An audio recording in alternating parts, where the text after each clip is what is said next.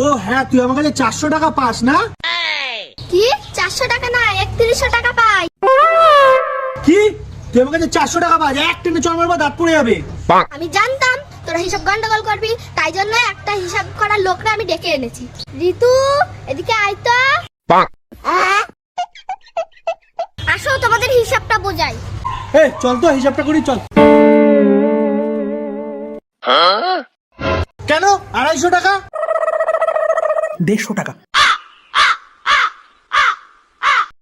ঠিক আছে।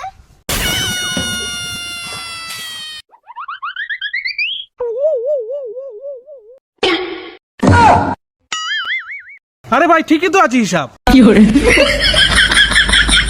চুপচাপ টাকা দাও। ভাই টাকাটা দিয়ে দে ভাই।